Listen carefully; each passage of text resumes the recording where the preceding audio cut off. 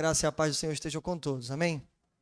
Quero louvar e bendizer o nome do Senhor por esse dia, mais uma oportunidade de estarmos na sua presença.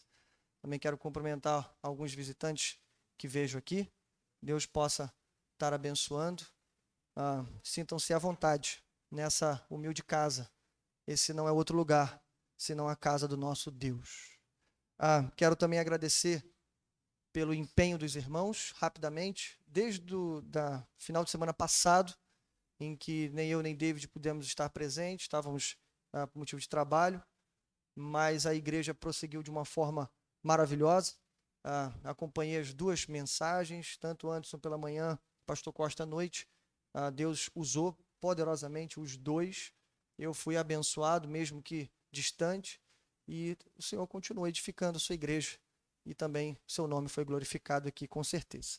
Também, como já foi dito no dia de ontem, na nossa ação social, dei uma passadinha aqui, comemorei 12 anos de casado esse final de semana, e aí logo depois passei aqui na igreja e vi, né, todos os irmãos trabalhando, muitos irmãos, alguns irmãos eu sei que estiveram pela manhã, eu cheguei à parte da tarde, estiveram pela manhã, foram embora, né, então teve grupos que entraram e saíram, eu cheguei aqui na parte da tarde, tinha um grupo aqui, mas foi muito bom, irmãos, ver a organização, capitaneados aí pelo pastor Costa, mas foi muito bom ver o empenho dos irmãos, né? E vamos melhorar a cada dia, né? Foi o nosso evento, talvez embrionário, né? Mas está nascendo também esse trabalho de misericórdia, como André falou, muito importante para a nossa comunidade. Que Deus continue abençoando os nossos irmãos. Bom, vamos ao texto.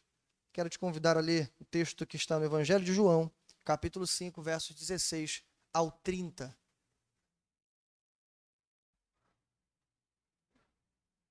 Vamos ler esse importante texto. Evangelho de João, capítulo 5, do 16 ao 30. Enquanto você abre, o tema de hoje se chama o testemunho do Filho. É isso que nós vamos pensar em alguns minutos. O testemunho do Filho.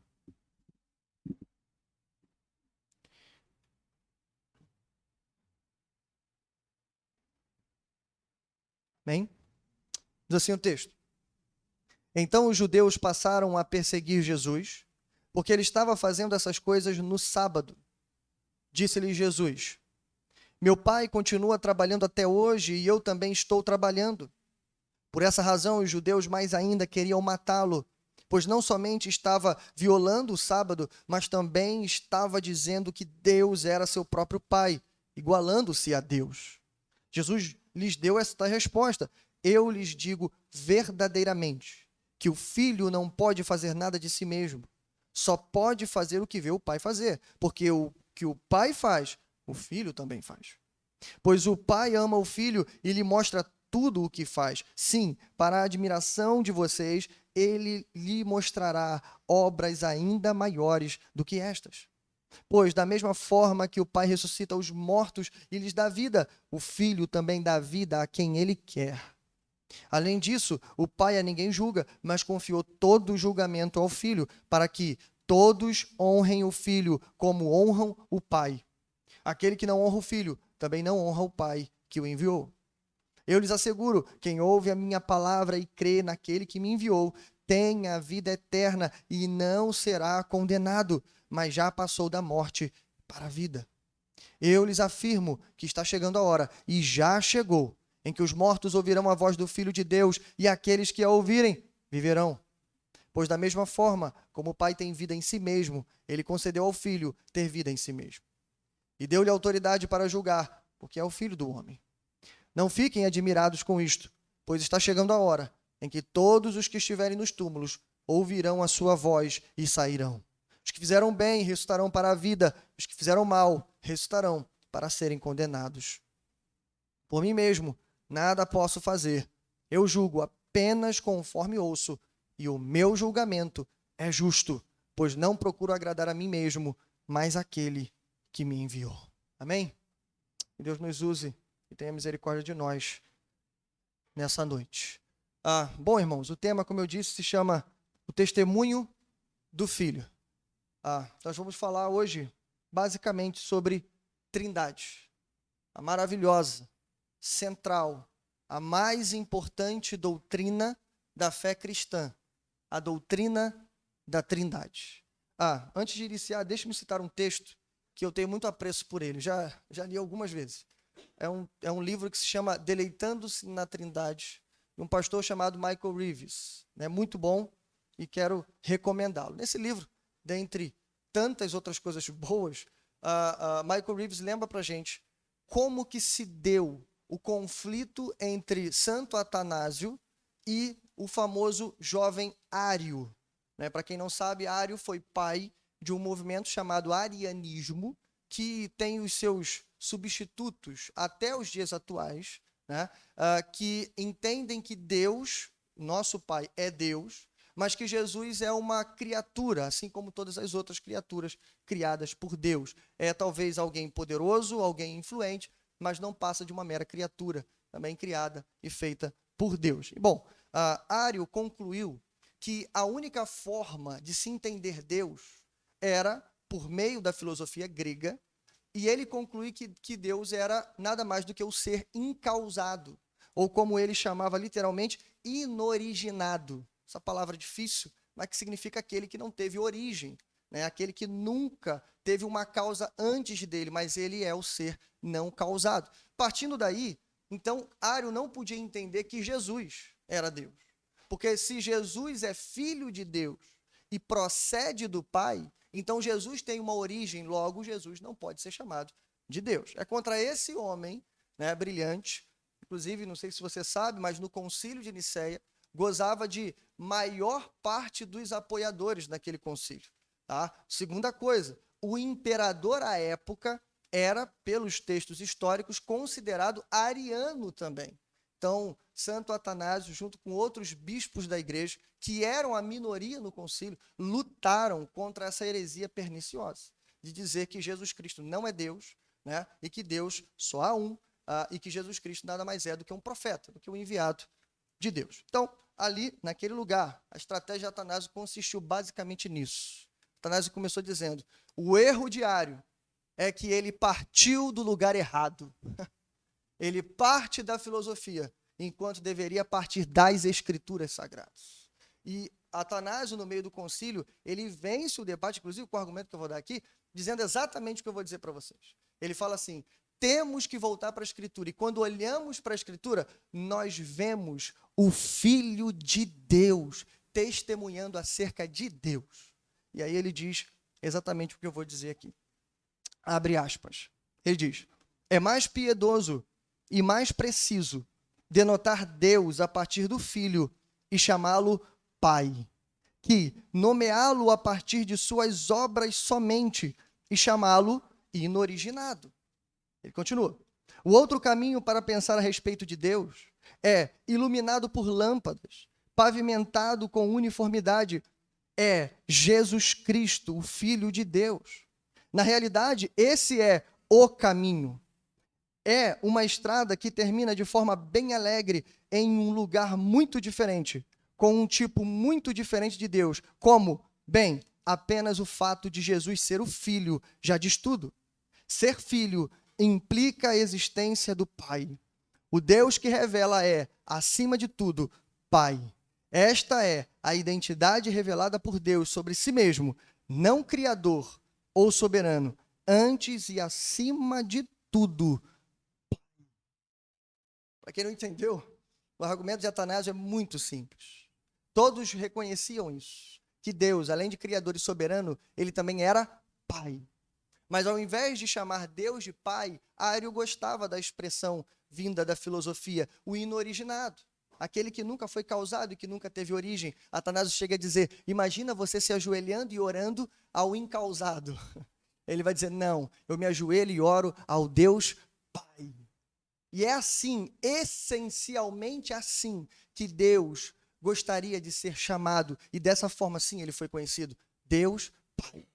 E bom, se ele é pai desde a eternidade, Atanásio vai dizer, então significa que ele tem um filho. E esse filho é filho dele desde a eternidade. Se ele não tem um filho eterno, então ele não poderia ser chamado de Pai eterno. E dessa forma, Atanásio vence o debate. Bom, o que o texto nos apresenta do verso 16 ao 18, eu queria que você olhasse bem para o seu texto. É nada mais do que nos colocar dentro do contexto. Veja bem, verso 16 ao 18. O pastor Costa pregou aqui semana passada, na ocasião em que Jesus volta para a Judéia por causa de uma festa religiosa. E ali Jesus resolve, parece que por acaso, mas não é, visitar um lugar chamado Tanque de Betesda. Ali ele encontra um moribundo, né? Como Costa muito bem disse, a gente não sabe muito bem a doença dele, mas o fato é, estava deitado numa cama, sofria dessa doença há 38 anos e Jesus oferece cura gratuita para aquele homem. Você quer ficar curado, rapaz? Do nada. E aí, os irmãos sabem a história, por fim ele é curado e Jesus dá uma ordem simples a ele, agora vai e leve a tua cama, toma a tua cama e anda, e se vá. Essa ordem criou um problema, porque eles estavam no dia do sábado, e no dia do sábado, de acordo com as regras judaicas, não se podia fazer nenhum tipo de trabalho, quem dirá carregar o seu leito. Inclusive, tinha uma prescrição exatamente dizendo isso, é proibido carregar o leito no dia de sábado. Carregando aquele leito, quando os judeus encontram aquele homem de novo, ele já sabe o nome de Jesus, e ele diz, foi Jesus que me curou. E aí eles procuram Jesus e começam a acusar Jesus, daí vem o verso 16. Então os judeus passaram a perseguir Jesus, porque ele estava fazendo essas coisas no sábado. Aí Jesus vira para aqueles homens, provavelmente foi inquirido por eles, até porque Jesus não vai responder do nada. Jesus vira para eles e dá a seguinte resposta. Você preste atenção bem nessa resposta, porque essa resposta aqui, irmãos, ela não tem precedentes. Ela é a resposta mais direta que Jesus deu acerca do sábado, tá? Em todos os evangelhos, em todos os lugares. Veja o que ele vai dizer. Disse-lhe Jesus, meu pai continua trabalhando até hoje, e eu também estou trabalhando. Isso é pior do que dizer que ele é o Senhor do sábado. Eu vou explicar para você 3 coisas que Jesus disse aqui, e a gente não pegou muito bem, mas vai pegar agora. Primeiro, Jesus está se identificando como o Filho único, distinto e gerado de Deus. Simplesmente porque ele está dizendo, meu pai. O judeu, principalmente do século I, não chamava, e se você olhar as escrituras, se você olhar a história judaica, Deus de meu pai. Eles usavam até o Pai Nosso, eles usavam até o Pai da nação, o Pai de Judá, o Pai de Israel, o Pai dos hebreus, mas nunca meu pai. Segunda coisa que Jesus fala aqui, é algo que até que eles sabiam, que Deus não cessava o seu trabalho no dia de sábado. O sábado foi criado para os homens. Aí você lembra, pastor, mas na criação e no primeiro sábado, não é dito lá que no 7º dia Deus descansou? Mas todo judeu que se prezava, e todo teólogo, inclusive até os dias atuais, entendem isso. Que o primeiro Shabá, o descanso de Deus, para Deus, não significava e nunca significou cessação dos trabalhos. Nunca significou ociosidade, pelo contrário. Deus terminou a sua obra e olhando e vendo que era boa, Deus descansou. Em que sentido? No sentido de contemplar, no sentido de estar totalmente satisfeito com a obra que ele fez. Mas Deus não pode parar de trabalhar, irmãos, porque se ele parar de trabalhar, o universo não pode ser sustentado. A obra de preservação, de provisão, de cuidado, de sustentação do universo, de controle e registro da história está nas mãos de Deus. Então ele nunca cessa de trabalhar. Terceira coisa que Jesus falou aqui nessa frase. E aí sim, irmãos, é a parte mais polêmica, mais talvez estranha para aqueles homens que estão ouvindo ali. Jesus vai dizer, e eu também estou trabalhando. Da mesma forma que meu pai trabalha até hoje, eu estou trabalhando. Então aqui, irmão, Jesus se coloca exatamente como eles vão concluir, igual a Deus. Veja, verso de número 18. Por essa razão os judeus mais ainda queriam matá-lo, pois não somente estavam violando o sábado, mas também estava até mesmo dizendo que Deus era seu próprio pai e igualando-se a Deus. A ironia aqui do texto é que a conclusão dos judeus ali estava correta. Jesus estava, sim, dizendo, eu sou filho gerado, único filho gerado de Deus, e sim, eu também sou divino. Eu compartilho da mesma essência de Deus. E isso, irmãos, vai motivar então o nosso texto. A exposição de hoje compreende dos versos 19 ao verso 30. O que nós vamos ver aqui mais ou menos é isso. É o testemunho do Filho. É o discurso que Jesus vai fazer em resposta a essa pseudo-acusação dos judeus, dizendo que ele tinha se igualado a Deus. E é como se Jesus dissesse assim, olha só, vocês estão meio certos. Porque assim, por um lado eu sou igual a Deus, mas por outro eu sou distinto de Deus. Veja se essa não é literalmente a nossa definição da doutrina da Trindade.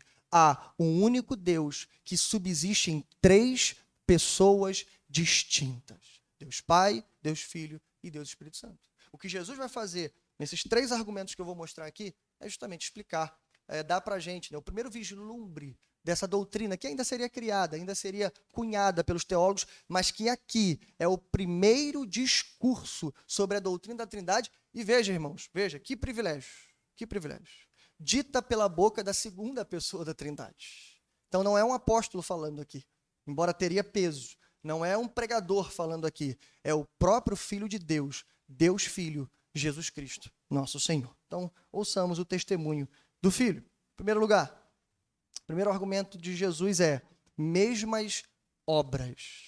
Veja isso, verso 19 ao 21, só o 19. Jesus lhes deu esta resposta. Eu lhes digo verdadeiramente que o Filho não pode fazer nada de si mesmo, só pode fazer o que vê o Pai fazer, porque o que o Pai faz, o Filho também faz.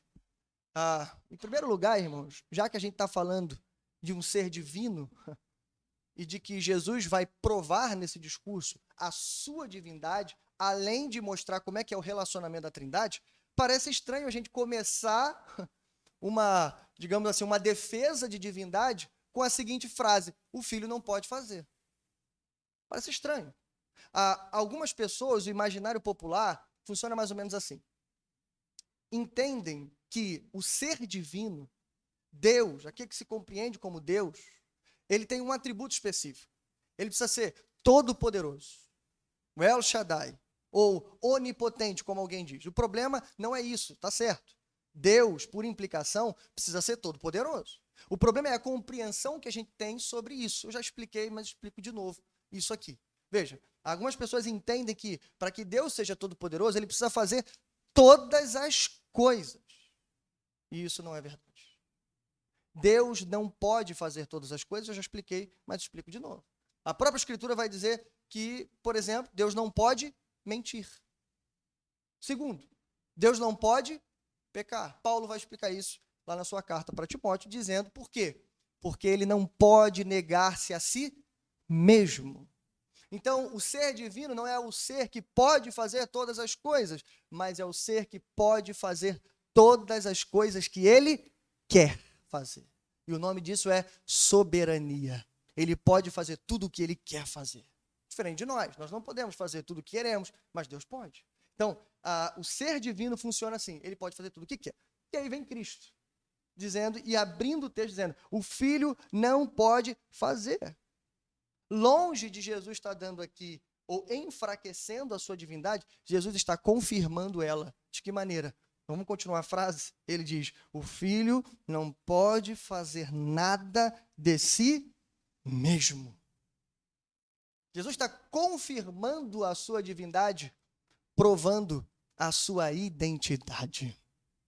Ele está dizendo, em outras palavras, sim, eu sou divino, mas o que vocês têm que entender em primeiro lugar é que além de Deus, eu também sou filho. E como filho, eu procedo do Pai e eu devo toda a minha obediência ao Pai. Então, em outras palavras, irmãos, veja, eu vou provar isso.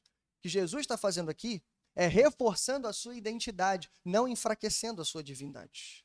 Veja se não é assim. Uma das principais marcas da fragilidade humana, da consequência da queda, inclusive na própria queda humana, se chama autonomia. Lembre-se do jardim e veja se não foi assim que a serpente induziu a mulher e o homem a pecarem. Como que? Olha, comam do fruto, porque vocês terão todo o conhecimento e serão iguais a Deus. O grito ali é por autonomia, por independência. E veja, irmãos, não há nada mais humano do que querer e desejar fazer as coisas separadas de Deus. Infelizmente, a humanidade caída está cheia desse desejo. O que Jesus está dizendo aqui é que no Filho não há esse sentimento. Todas as obras do Filho partem do desejo dele de ser e fazer tudo aquilo que o Pai faz. Em outras palavras, ele é Deus, mas ele é Deus Filho. Jesus está dizendo, eu sou submisso a Deus. E a pergunta que a gente tem que fazer é, que tipo de submissão é essa? Jesus responde no verso 20. Pois o Pai ama o Filho e lhe mostra tudo o que faz. Sim, para a admiração de vocês, ele lhe mostrará obras ainda maiores do que esta. Então Jesus está dizendo, eu sou submisso ao Pai. Mas que tipo de submissão é essa? Não é mera obrigação, não é mero dever. Ele não recebeu apenas uma ordem, não é apenas pela posição. Ele está dizendo, mas porque eu sou amado pelo Pai. Irmãos, essa frase é uma frase repetida em João. Mais de 3 vezes João vai repetir, o Pai ama o Filho. Embora nesse texto não haja um indicativo dizendo o contrário, que o Filho ama o Pai, mas a gente pode entender por implicação. Veja, porque o Pai ama o Filho e porque ama o Filho, mostra-lhe tudo o que faz. O Filho ama o Pai porque, por implicação, ele se submete ao Pai. Ele não pode fazer nada separado do Pai. Então a gente entende que o Pai ama o Filho, mas o Filho ama o Pai. Que tipo de submissão é essa? Submissão amorosa. Aqui a gente encontra uma segunda marca da humanidade. A humanidade não apenas quer viver autônoma de Deus, mas como ela tem uma ânsia por subverter as outras pessoas mais inferiores do que ela. Parece que a lei da selva, né, está impressa no coração dos homens. Vale a lei do mais forte. E durante toda a nossa história, isso se provou, irmão. Aqueles povos menores, massacrados, mais pobres, com menos recursos, eram subjugados pelos povos mais fortes. Sempre foi assim. Só que o nome disso, desse pecado terrível, é subserviência. O que Jesus está demonstrando aqui não é isso. É submissão amorosa. Jesus está dizendo, eu obedeço ao Pai, eu faço tudo o que Ele mostra, tudo o que Ele faz, porque o Pai me ama e porque eu amo o Pai. Não há conflito de interesses entre o Pai e o Filho, porque o Pai ama o Filho e o Filho ama o Pai. Bom, verso 21, ele prossegue. Pois da mesma forma que o Pai ressuscita os mortos e lhes dá vida, o Filho dá vida a quem Ele quer. Veja aqui, irmãos, ele acabou dizendo no verso 20, que o Pai ama o Filho, lhe mostra tudo o que faz e lhes mostrará obras ainda maiores. A pergunta é, que obras são estas? Jesus lembra? A obra, uma das mais espetaculares de Deus, que é de dar vida aos mortos. E aí Jesus vai tocar numa seara aqui, de novo, irmãos, extremamente polêmica. Vou explicar para você muito bem. Porque no imaginário judaico, era impossível pensar na obra de ressurreição dos mortos separada de Deus. O único no universo que possui a prerrogativa de ressuscitar os mortos para os judeus, inclusive até os dias atuais, é Deus e ninguém mais. Ele pode utilizar agentes, e na história judaica ele utilizou poucos agentes, pouquíssimos. Mas quem pode ressuscitar é Deus e somente Ele. O que Jesus está dizendo no verso 21 é batendo no peito dizendo assim, ó, assim como o Pai ressuscita os mortos e lhes dá vida, o Filho também dá vida e Ele dá a quem Ele quer. Isso era um escândalo para aquela época. Em outras palavras, só tinha 2 opções aqui. Ou esse rapaz aqui, esse moço de quase 30 anos, ficou louco, ou ele de fato está dizendo quem ele é. Ele é Deus, ele é divino, está entre nós. É isso que ele vai dizer. Veja, ele pode dar vida a quem ele quer. Só para provar isso que eu falei para você, há um texto que você conhece com certeza, é aquela passagem do livro de Reis sobre o oficial da Síria, Naamã. Você lembra dele? Um oficial, né? Com posses, com bens, mas que era leproso. Ali tem uma serva, uma garotinha hebreia, que fala para ele, meu senhor, quem dera se eu estivesse em Israel, se eu estivesse lá tem um profeta, e o senhor ficaria curado dessa sua lepra. Naamã aceita a ideia da menina, e aí ele vai ao rei da Síria pedir para poder estar em Israel e procurar essa tal cura aí. O curioso é o seguinte, acontece uma coisa curiosa no texto. O rei da Síria, não sei se ele entende muito bem o que Naamã fala, mas o que ele faz? Ele escreve uma carta para que Naamã seja bem recebido em Israel. Na época, Israel era uma subprovíncia da Síria, uma espécie de acordo político ali, e nessa carta o rei da Síria comete um engano. Ele pede ao rei de Israel que cure Naamã. E fala assim, ó, recebe ele bem, e não sei o quê, e olha, cura Naamã, tá lá.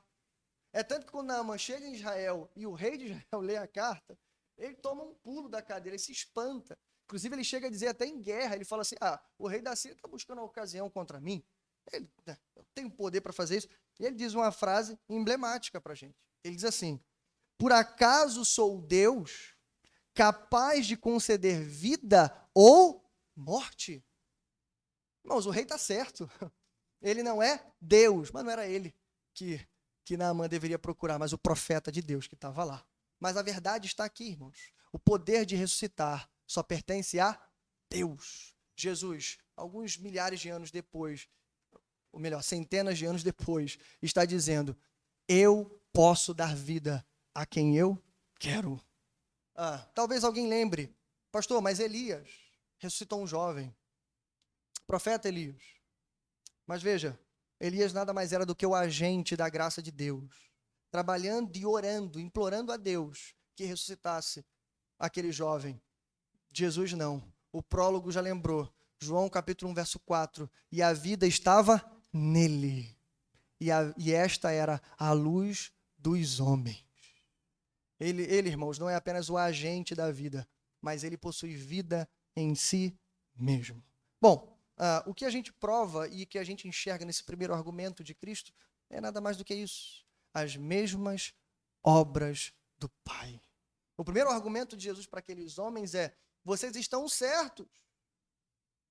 Sim, eu sou filho de Deus, igual a Deus. E a prova disso é que eu realizo as mesmas obras do meu Pai.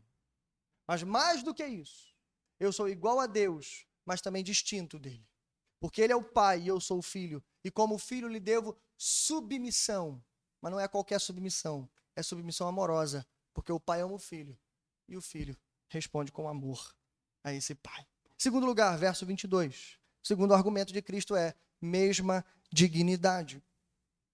Ele diz, além disso, o Pai a ninguém julga, mas confiou todo o julgamento ao Filho. Aqui eu preciso dar algumas explicações bem rápidas. Quando a gente fala de julgamento, a gente tem um probleminha aqui. Há algumas saídas, mas vamos lá. Há duas opções e a gente vai usar as duas hoje. Que julgamento é esse? Duas opções, vamos lá. Julgamento final e julgamento imediato. Então, as duas opções estão certas. Primeiro, juízo final. Em outras palavras, Jesus é o juiz do juízo final. Tá? Não sei se é surpresa para você, mas está na Bíblia. Jesus será, vou repetir, o juiz do juízo final. Por quê? Porque é o Pai que decidiu isso. Não pergunta para mim. Pergunta para Deus. Deus Pai, no grande trono branco, vai colocar Jesus como o juiz final. É isso que os textos dizem. Eu vou ler só dois para você. Curiosamente, 2 de Atos, mas tem vários outros no Novo Testamento, ok? Só 2. Vamos lá. Pregação de Pedro na casa de Cornélio. Ele diz, Atos 10, 42. Ele nos mandou pregar ao povo e testemunhar que este quem? Jesus. É aquele a quem Deus constituiu juiz de vivos e de mortos. Pregação de Paulo em Atenas, Atos 17, 31. Pois estabeleceu um dia em que há de julgar o mundo com justiça, por meio do homem que designou. Quem? Jesus. Bom, está aprovado. Mas o meu alvo aqui é o juízo imediato. Porque falando do Evangelho de João, a gente lembra do capítulo 3, verso 17. Ali o texto diz exatamente isso. Jesus não veio para julgar o mundo, mas para que o mundo fosse salvo por meio dele. Então a gente tem um conflito de ideias aqui. Como é que pode o mesmo evangelista, em tão pouco tempo, se contradizer? Ele diz que Jesus não veio para julgar, mas aqui ele está falando que o Pai confiou todo o julgamento ao Filho. É óbvio, irmãos, que não se trata de uma contradição. É a gente que não entendeu muito bem a coisa. Explico para você. Primeira coisa, o capítulo 3 de João está tratando da missão, a missão primordial, a causa final da missão de Jesus Cristo. E Jesus Cristo, irmão, se manifestou para quê? Para salvar e buscar o que se havia perdido. Essa é a missão. Se você perguntar para alguém qual foi a missão de Cristo na sua primeira vinda, a resposta é fácil. Lembra? O nome dele anuncia a missão. Yeshua, em hebraico, significa isso. Libertador, salvador. Ele veio salvar os seus povos dos seus muitos pecados, disse o anjo. Não é isso? João Batista diz, eis aí o Cordeiro de Deus que tira o pecado do mundo. Então está claro, a missão dele é salvar. Outra coisa, a palavra crino em grego, ela tem um significado semântico amplo. Inclusive, veja, ela significa tanto julgamento quanto condenação.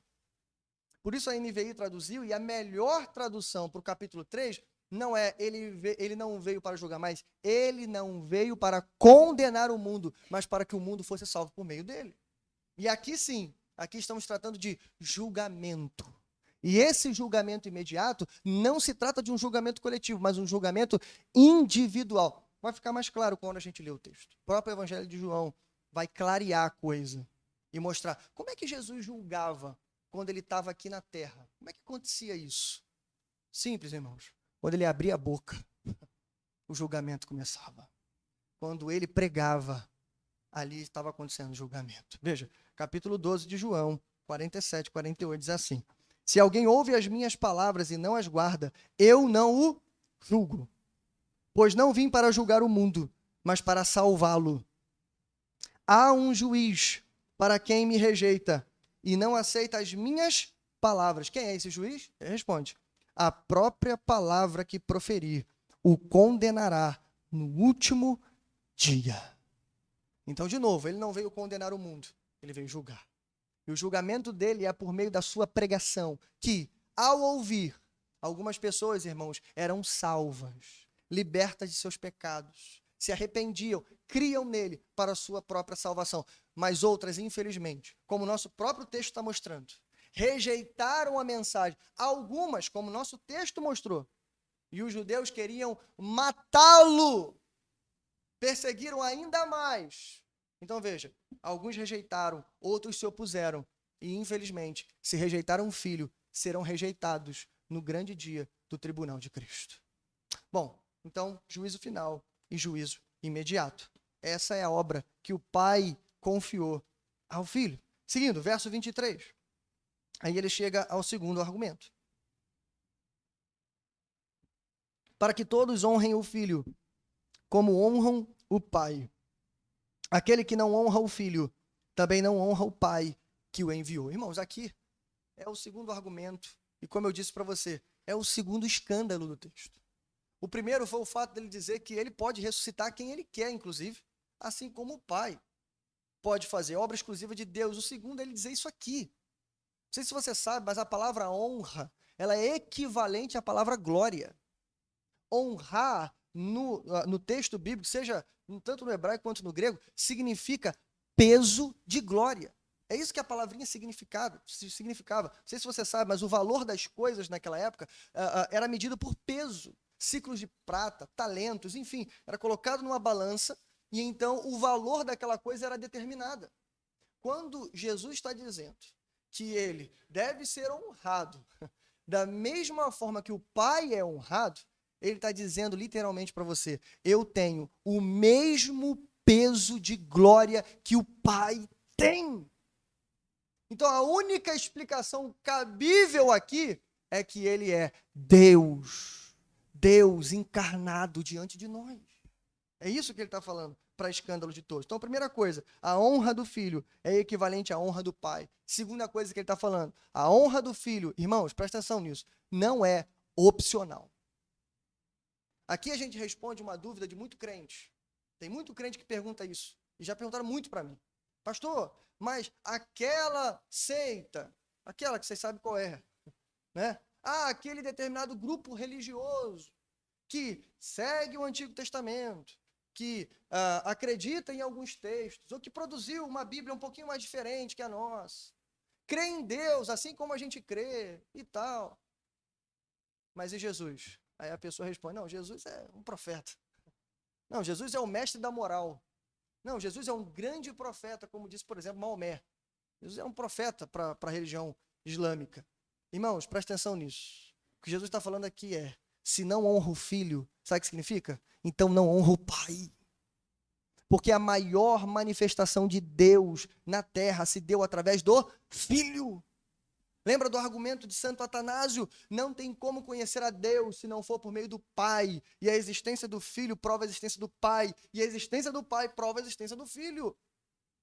Se na maior e mais clara manifestação de Deus o mundo não reconheceu, então não existe outra forma deles reconhecerem. Preste atenção nisso. Só existe um Deus. O nome dele, né? Como alguns parafraseiam, é Yahvé, Deus de Abraão, Isaac e Jacó. E ele tem um filho que se chama Jesus Cristo. Se não é o Pai de Jesus Cristo, então não é o nosso Deus, não é o Deus da Sagrada Escritura. Em outras palavras, essa honra não é opcional. Bom, seguindo, versos 24 ao 27. Vamos ler aqui apenas o 24 e 25. Ele diz, quem ouve a minha palavra e crê naquele que me enviou, tem a vida eterna e não será condenado, mas já passou da morte para a vida. Eu lhes afirmo que está chegando a hora, e já chegou, em que os mortos ouvirão a voz do Filho de Deus, e aqueles que a ouvirem viverão. Jesus está voltando ao mesmo ponto, lembra? Ele dá a vida a quem ele quer. Aqui ele encaixa de novo esse argumento para dizer o quê? Eu tenho o mesmo peso do Pai, e olha só o valor da minha dignidade. Preste atenção. E aí ele vai começar a dizer. Vamos lá. Quando a gente lê esse texto aqui, e vê Jesus falando de ressurreição, a primeira pergunta que a gente tem que fazer é, que ressurreição Jesus está falando aqui? É ressurreição física ou é ressurreição espiritual? Estamos falando do presente ou do porvir? Daquele momento em que o céu vai rasgar, a trombeta vai soar e os crentes vivos serão arrebatados, não sem antes que os mortos ressuscitem ao encontro de Cristo nos ares. De que momento nós estamos falando? Eu creio que nessa primeira parte do texto estamos falando do presente, não do futuro. 4 provas no texto. Olha para o texto, você vai ver. Primeiro, Jesus está falando, aqueles que ouvirem e crerem. Eu não sei se você sabe, mas os mortos não conseguem crer. Não sei se você sabe. Crer é coisa de vivo. Não existe doutrina da segunda chance. Não existe limbo, não existe purgatório. Não existe, enfim, nenhum outro lugar que você possa expiar os seus pecados ou tenha algum outro tipo de oportunidade. Não tem esse negócio. Não há apoio na Bíblia para isso. Não há. Tá? O que há na Bíblia é após a morte. Hebreus 9, 27. Segue-se o juízo. E aí sim, Jesus está dizendo, aqueles que ouvirem e crerem. Ou seja, está falando dos vivos. Segundo, têm a vida eterna. Não, terão a vida eterna. Lembra? É um tema já repetido em João, que a vida eterna não é apenas o objetivo final do cristão, mas ele é uma espécie de antecipação da glória que virá no tempo presente. A glória é essa que hoje nós já podemos sentir e experimentar, a vida com Deus que teremos na eternidade. Já experimentamos aqui, claro, de forma limitada, mas já temos aqui. Todos os verbos estão no presente do indicativo. Continua, terceiro. Já passou da morte para a vida. Veja, não é ressurreição física, porque, de novo, os mortos aqui já ressuscitaram. Irmãos, ele está falando de quê aqui? Regeneração. Ele está falando daquele milagre poderoso que ele já disse anteriormente, o Filho dá vida a quem ele quer. Ele não está falando só da ressurreição futura, agora ele está falando da ressurreição presente, que nós já passamos por ela. Lembra a parábola do filho pródigo? Lembra? Depois que o filho pródigo volta, o pai fala assim, e este meu filho estava morto, mas agora reviveu. Esse é o milagre que ele está contando. E aí vem quarta frase que é, para fechar, está chegando a hora e já chegou. Observe que essa frase Jesus vai repetir muito, principalmente em João, mas aqui tem um diferencial que apareceu no capítulo 4. Está chegando a hora. Opa, indeterminado. Não sabemos quando será, mas Jesus disse, já chegou. Literalmente essa frase se chama agora é. Ou seja, aconteceu. Agora, se cumpriu. Em outras palavras, está aqui e agora. ele vai ressuscitar. Em outras palavras, Jesus está dizendo, o valor do Filho consiste no poder da sua palavra. Só para lembrar, lembra que eu falei? Jesus, quando abria a boca, ele já estava julgando os povos. O poder da palavra do Filho, irmãos, é algo extraordinário como nunca se tinha visto antes. Não pode ser comparado a meros profetas. É o poder de Deus na terra. Quando ele prega e as pessoas rejeitam, o julgamento está acontecendo. Mas quando elas ouvem e creem, é como se elas tivessem ressuscitado da morte para a vida. E aí, irmãos, o que ele está dizendo é, se eu tenho a mesma dignidade que o Pai tem, é porque então eu sou Deus. Esse é o segundo argumento. Vamos ao terceiro e último, versos 28 ao 30. Ele disse, né? A mesma dignidade, mesmas obras e agora mesma vontade. Versos 28 e 29. Não fiquem admirados com isto, pois está chegando a hora em que todos que estiverem nos túmulos ouvirão a sua voz, sairão. E os que fizeram bem ressuscitarão para a vida, e os que fizerem o mal ressuscitarão para serem condenados. Agora sim, estamos falando da outra ressurreição. Agora sim, veja que é muito claro isso. Né? Eu citei 4 argumentos lá, cito 4 aqui. Vamos lá, rapidinho. Primeiro, está chegando a hora. Percebe que faltou uma pequena frasezinha aqui? Faltou o agora é. Faltou o já chegou. Não tem aqui. Agora Jesus fala, está chegando a hora. Indeterminado. Nós não sabemos quando será, mas está vindo. Segundo, os que estiverem nos túmulos. Não há túmulo na primeira parte do texto. Não há. Só aqui. Por quê? Porque agora ele está falando de mortos físicos. Terceiro, ouvirão e sairão. No primeiro texto ele diz, ouvirão e viverão. Porque quem está no túmulo vai sair do túmulo. Quarto lugar. Um detalhe importante aqui. É a ausência do ouvir e crer. Nessa parte não tem o crer, só tem o ouvir. Lembra que eu falei? Crer é coisa de vivo. Os mortos não podem crer, mas eles vão poder ouvir. E veja, irmãos, outra coisa importante, uma informação importante para você. Não é o nosso tema, mas eu preciso dizer isso.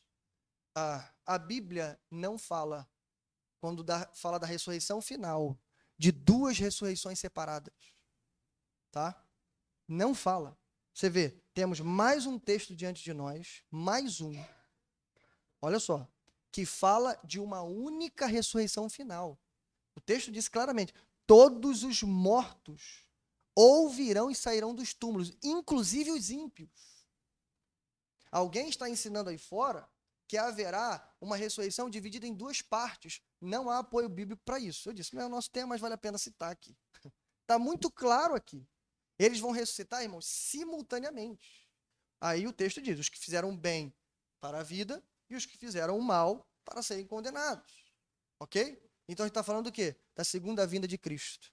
Quando ele rasgar os céus, a trombeta tocar, os vivos serão arrebatados e os mortos ressuscitarão. Os mortos santos serão ressuscitados para serem transformados em glória juntamente conosco. Agora, os mortos ímpios serão ressuscitados para participarem do último e derradeiro tribunal, o trono branco. Serão julgados e condenados. Simples assim. Essa é a escatologia que nós acreditamos. Bom, também é importante dizer, não há ensino de salvação pelas obras aqui. Cuidado com isso. Porque os que fizeram bem serão ressuscitados para a vida, os que fizeram mal, alguém pode pensar, tá vendo? Jesus está ensinando. Não é isso. Se você pegar o Evangelho de João, você vai ver que fazer o bem no Evangelho de João, como diz o capítulo 3, é prerrogativa dos filhos da luz. E fazer o mal, de acordo com o Evangelho de João, é para aqueles que amaram mais as trevas do que a luz. Então a gente está falando aqui de quem é salvo e quem não é, ok? Verso 30, então, a gente chega ao nosso último e derradeiro argumento. Por isso mesmo, nada posso fazer.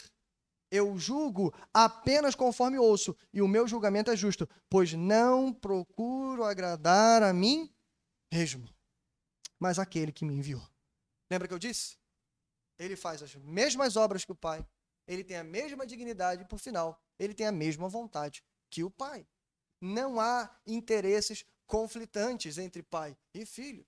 Mais do que isso, eles estão juntos para o mesmo objetivo, para o mesmo final, para a glorificação. O Filho glorifica o Pai e o Pai glorifica o Filho. Em resumo, Jesus reafirma a sua essência ela é divina. Ele faz as mesmas obras e tem o mesmo valor, mas ele também reafirma a sua identidade. Ele é filho, submisso ao Pai por amor.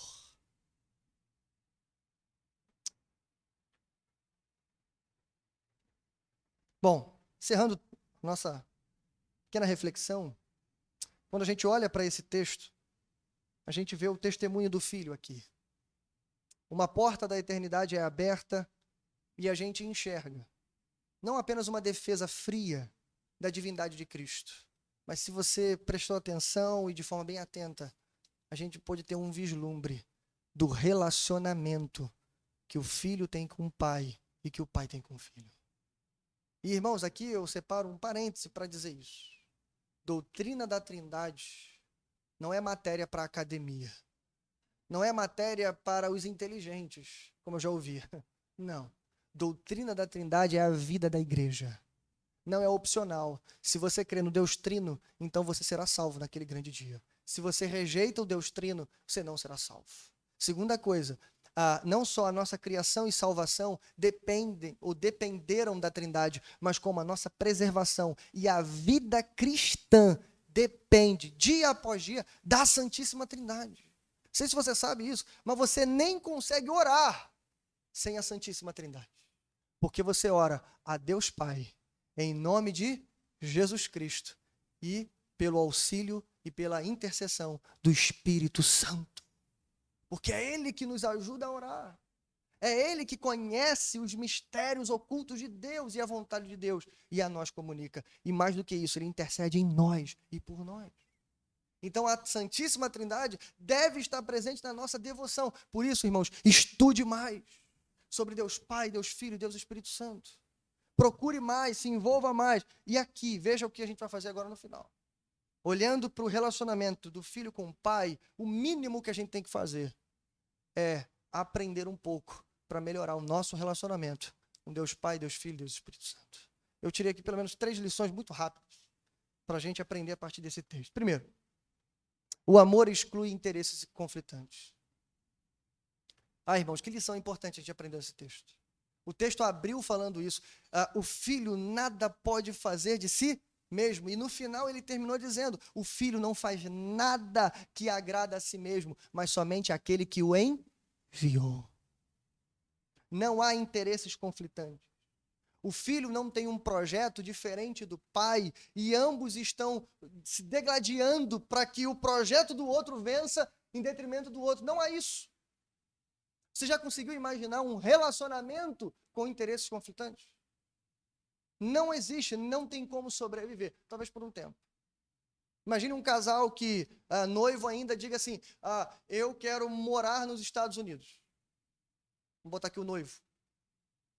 Ele fala, não, eu gosto, é a terra das oportunidades, aquele sonho americano, aquela coisa toda. Ok, vou para os Estados Unidos. Mas a noiva fala, não, eu quero morar no Japão. Gosto da língua, da cultura, e tem oportunidades lá, eu quero ir para o Japão. Imagina o que esse casal vai fazer depois do casamento. Eles vão estar a mais de um mundo de distância. Não tem como dar certo. Por quê? Os interesses entraram em conflito. É claro, irmãos, veja, pegando esse exemplo, quando a gente está namorando e conhece o nosso futuro cônjuge ali, é óbvio que a gente vai encontrar muitas semelhanças, mas é óbvio também que a gente vai encontrar esses interesses conflitantes. E o belo do relacionamento é isso, que à medida em que a gente vai se conhecendo, e a gente vai se envolvendo cada vez mais, a gente vai superando esses interesses conflitantes. Não é isso? A gente pega esses interesses, por exemplo, eu vou morar nos Estados Unidos ou no Japão? Não, vou ficar no Brasil. A coisa tá ruim aqui, mas a gente vai lutar junto aqui, porque a gente se ama.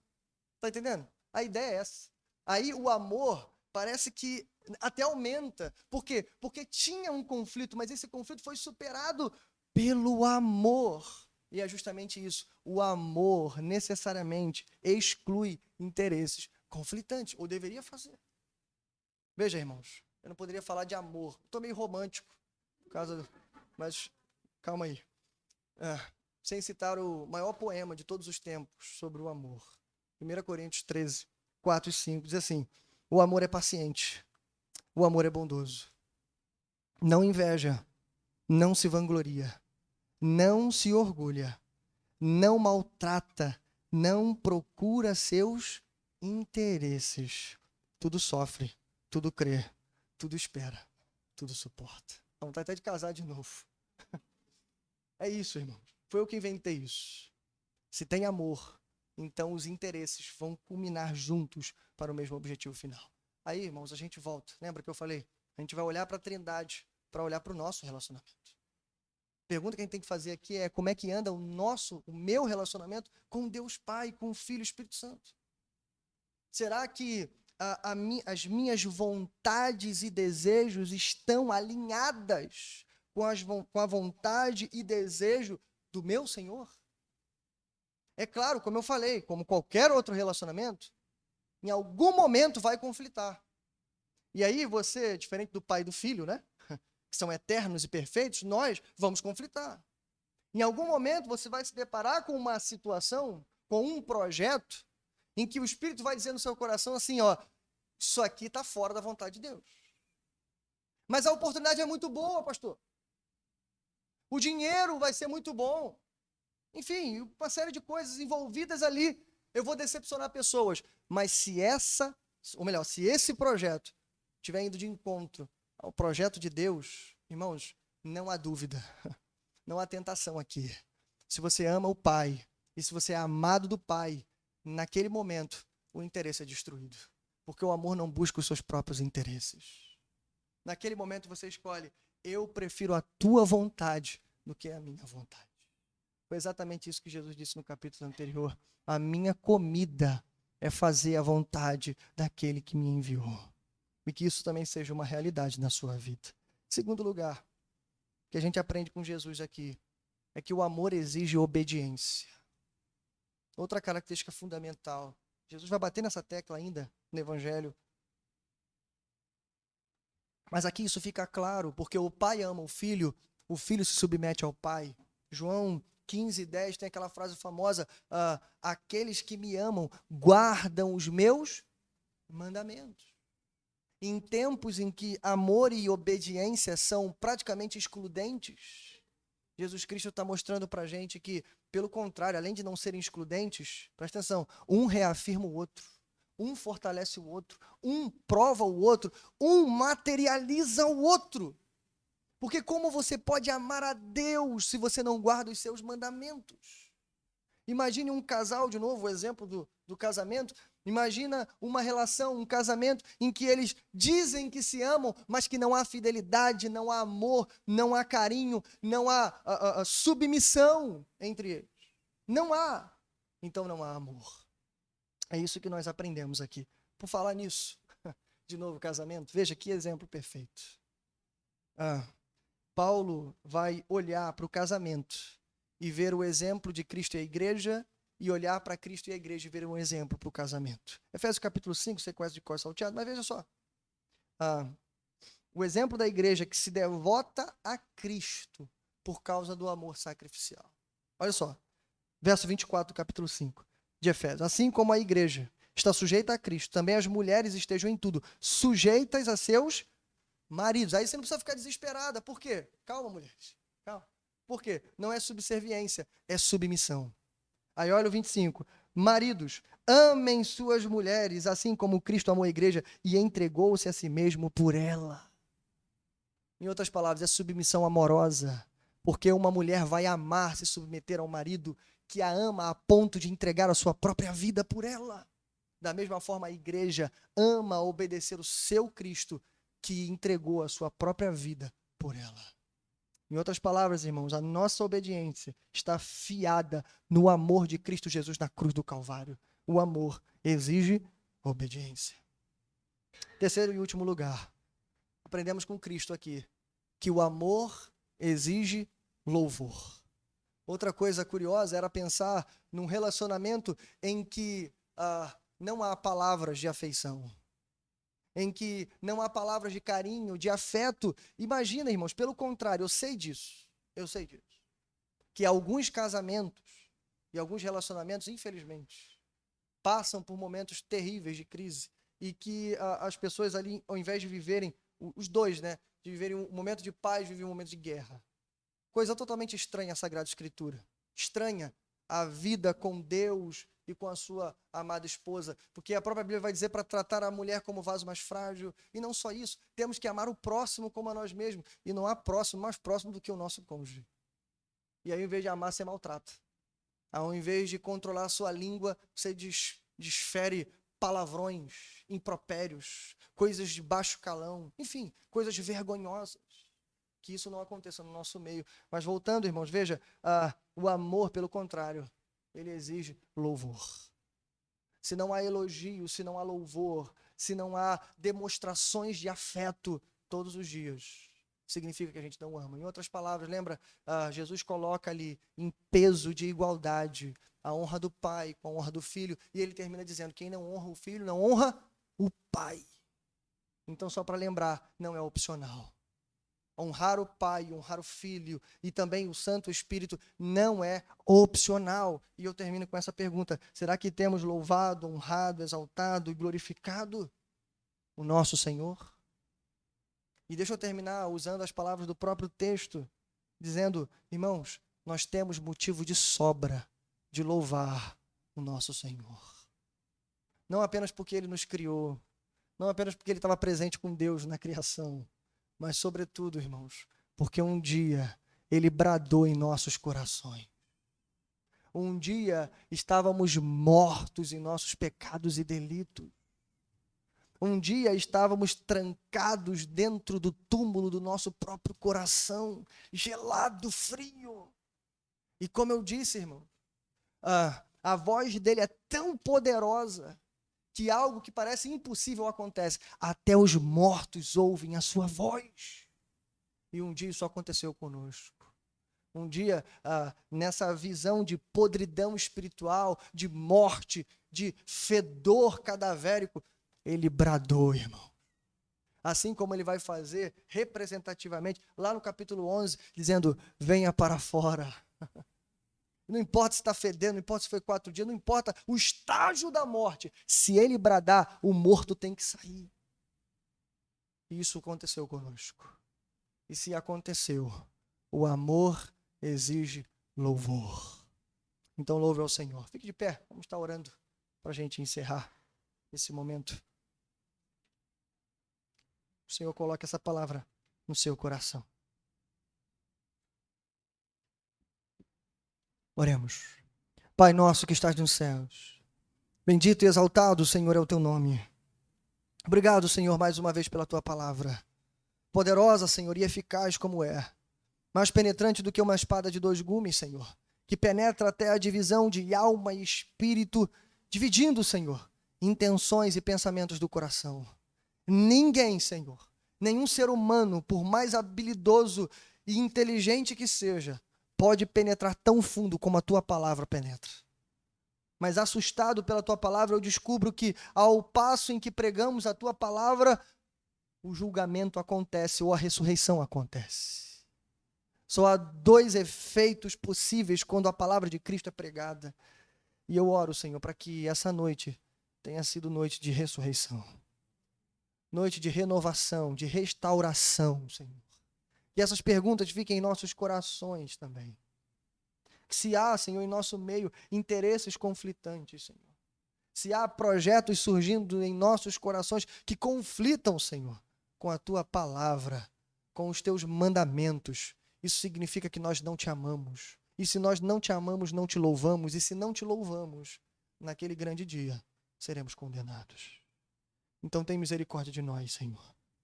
Fica com a tua igreja, colocando dia após dia essa palavra em nossos corações. E não permita, Senhor, que venhamos a esmorecer, mas que a cada dia possamos confessar Cristo como o único e suficiente Salvador. Não importa outro nome entre os homens para que eles sejam salvos do que Jesus Cristo, nosso Senhor. Então é o Senhor que queremos entronizar aqui. Fica conosco, Senhor, em nome de Jesus. Amém e amém. Não precisa sentar não, irmãos, eu vou dar só um breve recado.